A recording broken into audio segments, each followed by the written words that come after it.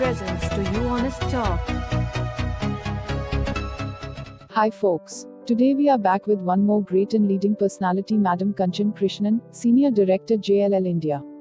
Kanchana Krishnan heads the markets and retail business for JLL for the last 2 years, based out of Chennai, and also responsible for driving landlord representation business for India. She had over 18 years of experience in the real estate sector with hands-on experience in the real estate industry across all asset classes with a specific focus on commercial office markets.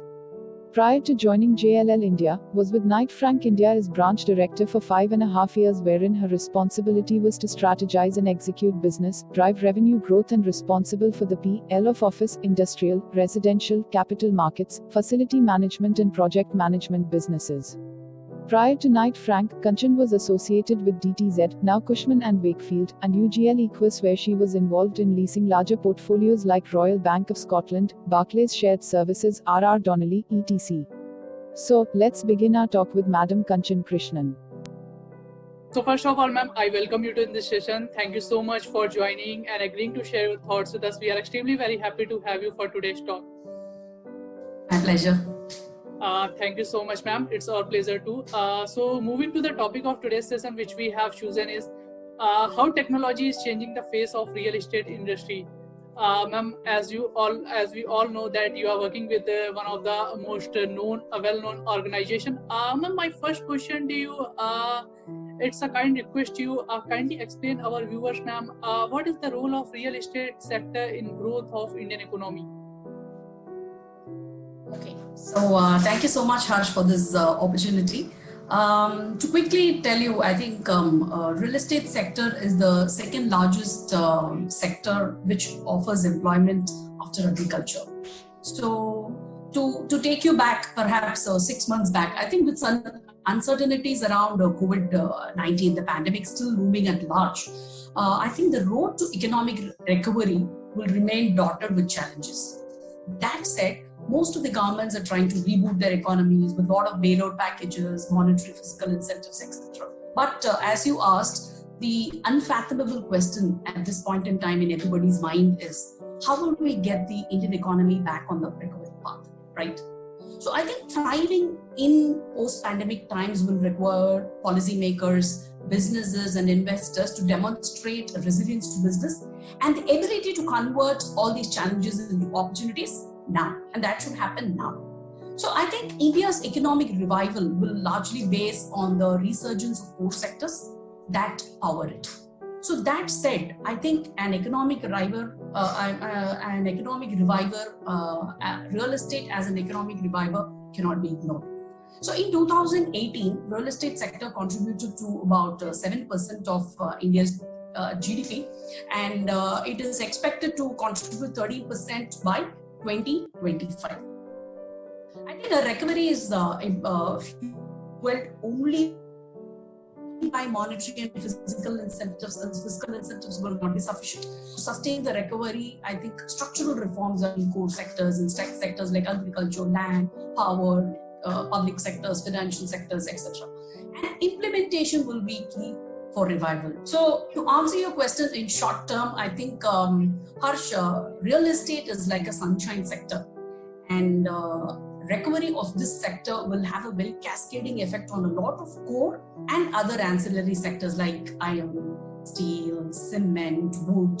I think a lot of ancillary and core sectors depend on real estate recovery, and I think it's high time that we empower such sectors and with some critical transformations. I think that's the road to economic revival post-pandemic. All right, ma'am. Ma'am, as you have mentioned that this real estate sector is a second largest gives employment to people after agriculture. Ma'am, we have seen this uncertainty, pandemic.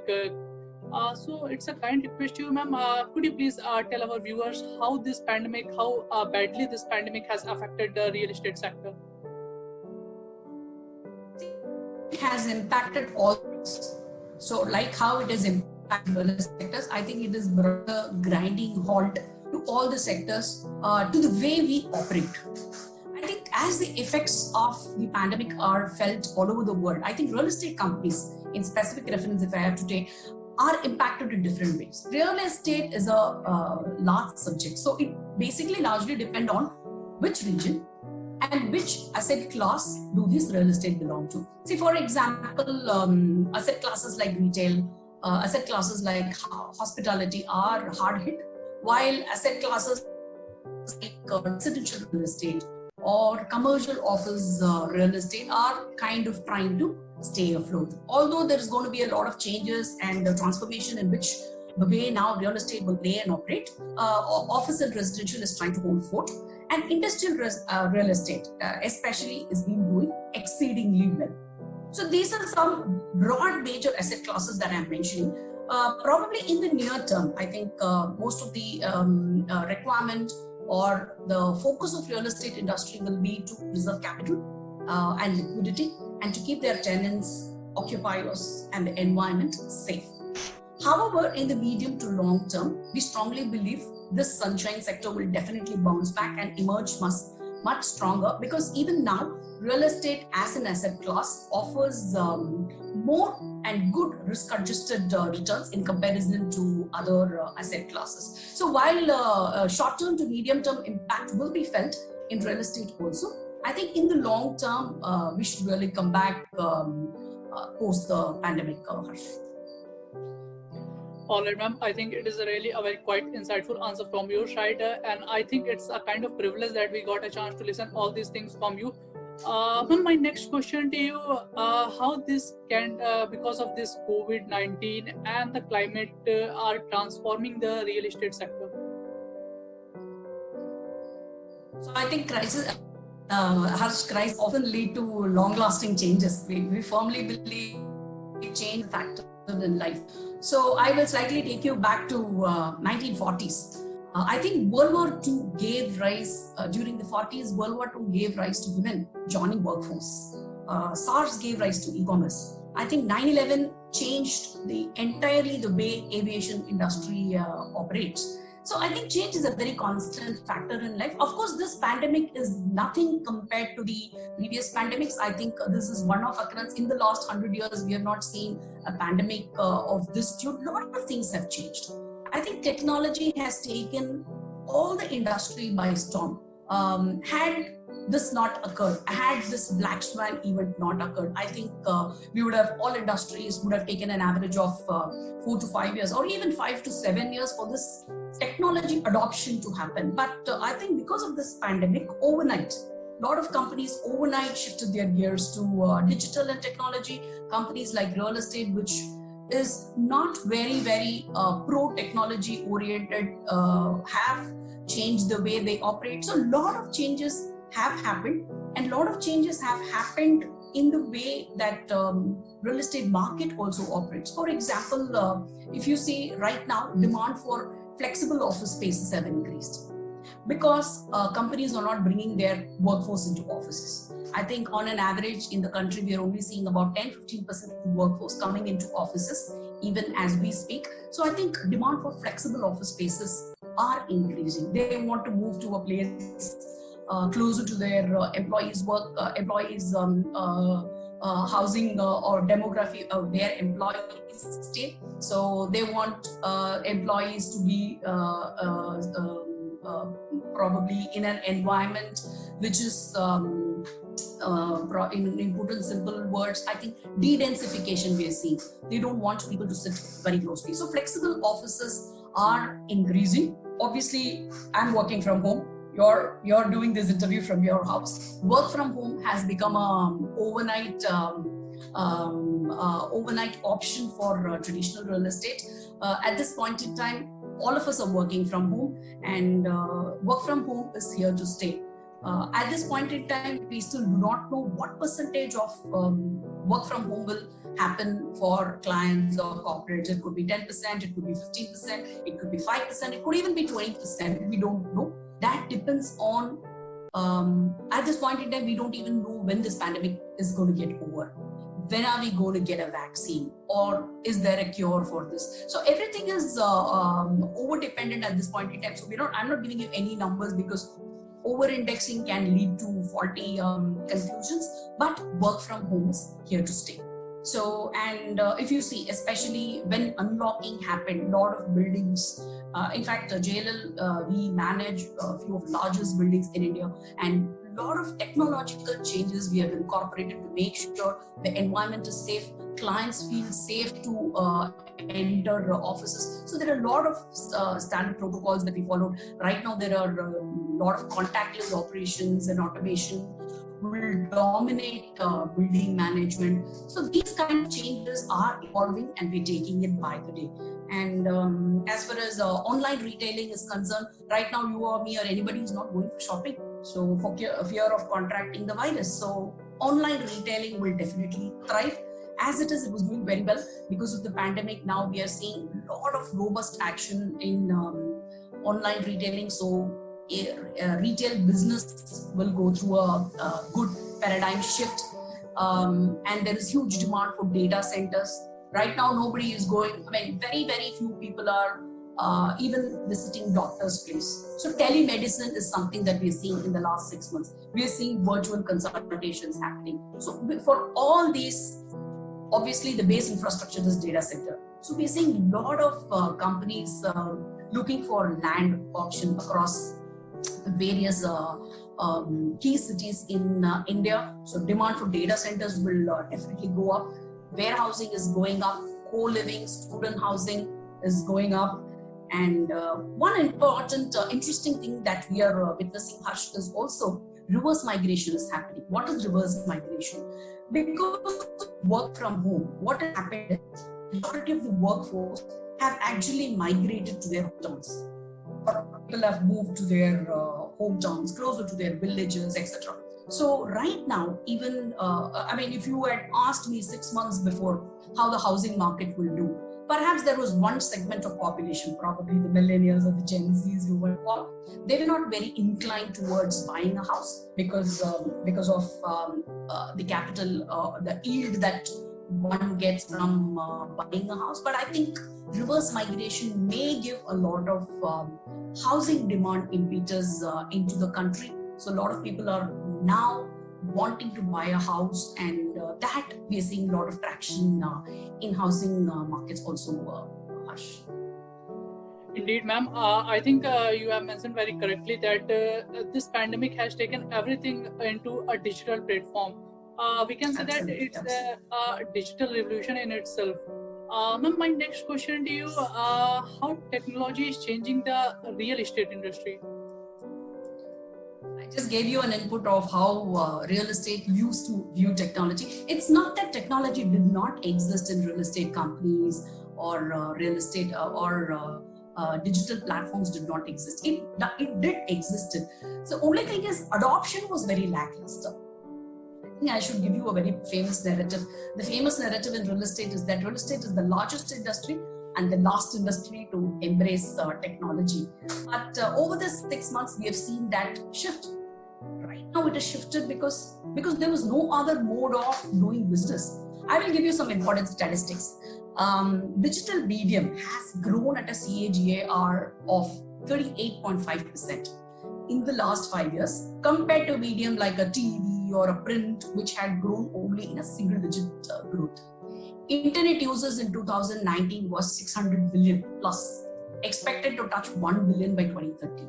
And India's smartphone users are projected at 850 million by 2022. Digital India program, which was launched by India in 2015, actually promotes broadband connectivity in rural India. So there is no choice. Today, there is no choice, does not exist. Bottom line is digitization is no longer option. That's the way we will have to do businesses. And that's the way the industry has been doing business in the last 6 months.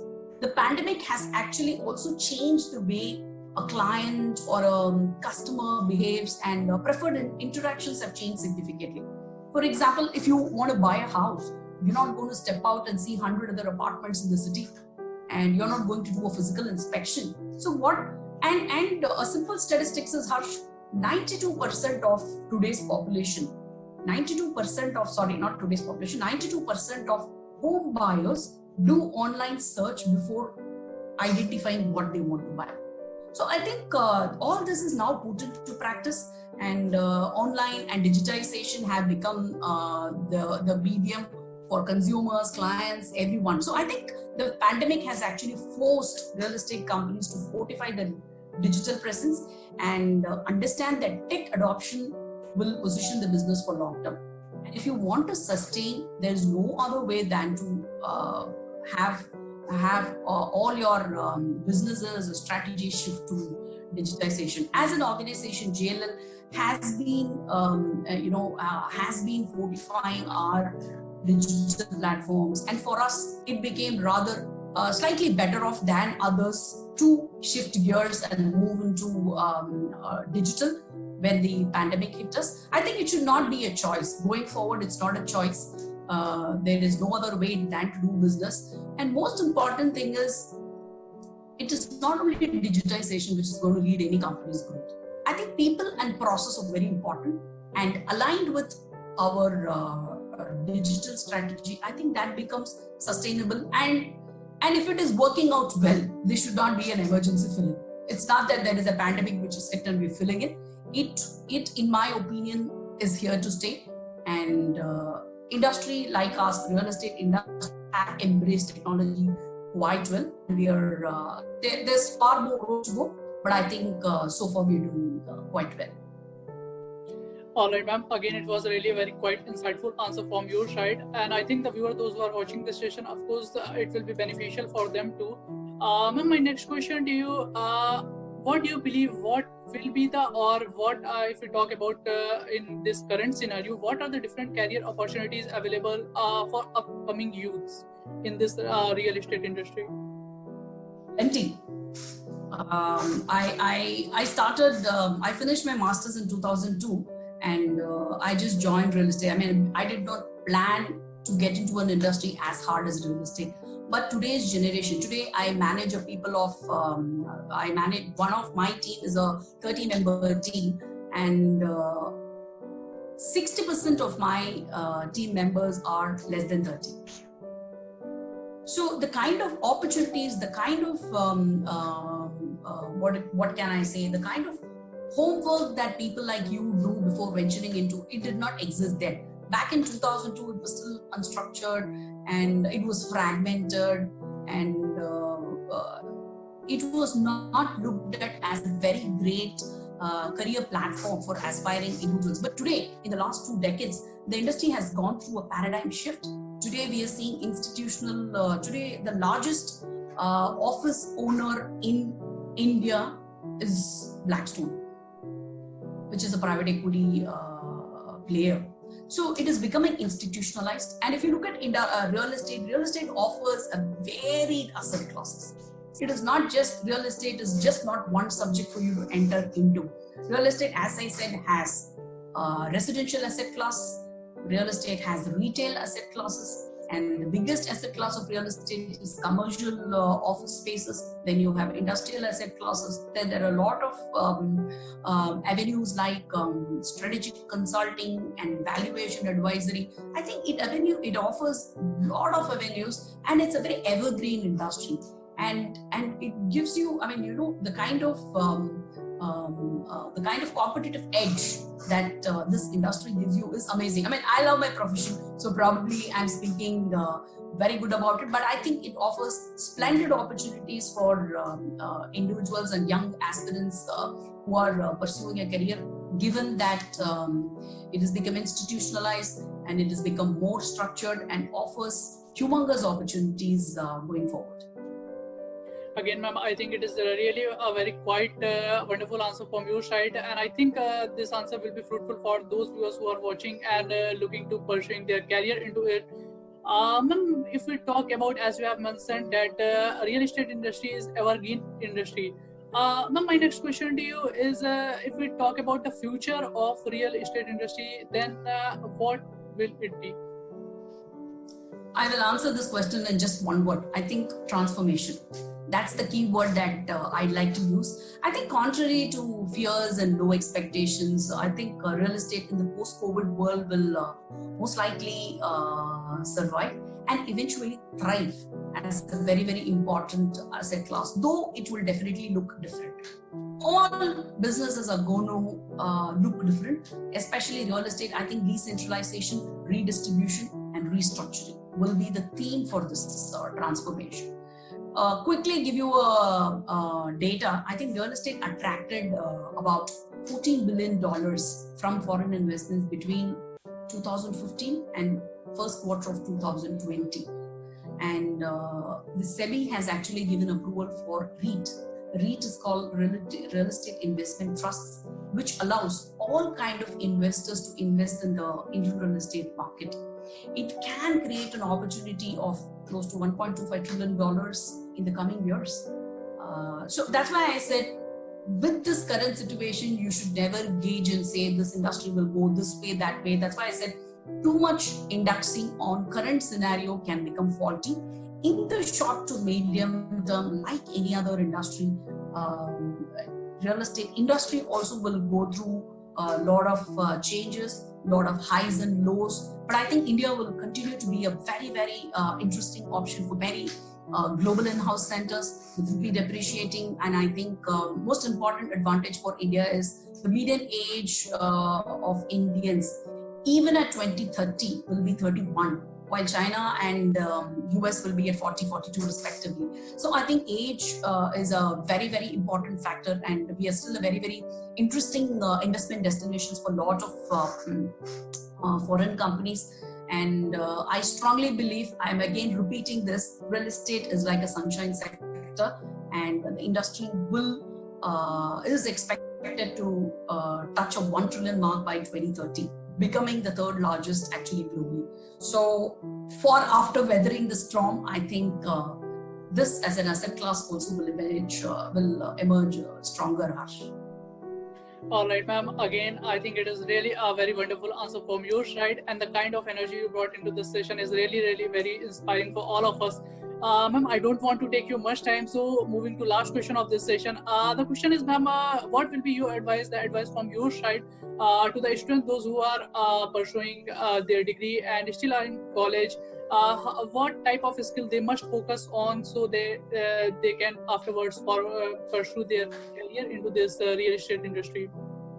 Sorry, what type of skills they must learn in their college? I think learning is very, very continuous. And even after 18 years in this industry, I'm still learning. So one important advice that I give for all aspiring young kids is learning, unlearning, and relearning never dies. It's a continuous process. You will have to continuously upgrade and upskill yourself and give 100% in whatever you do. That's a very, very important thing. Independent of whatever is happening outside, external environment, it's important to give 100% in whatever we do. And most important thing is, today, I mean, two decades back, I think people like us did not have a very great insight into how this industry works, ABC. Today, with the advent of technology, people like you know a lot of things, know what you want to pursue. So important thing is for all people who want to pursue not only real estate career, any career, find where your passion lies. It is always important to understand where your passion lies. If you do not know what your passion is, we will work, we will continue to be in corporate lives, but it will not give you that satisfaction. So unless we find where the passion lies, I always tell my teams, never settle.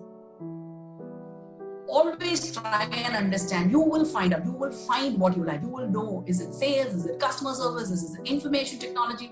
Do you like to do programming?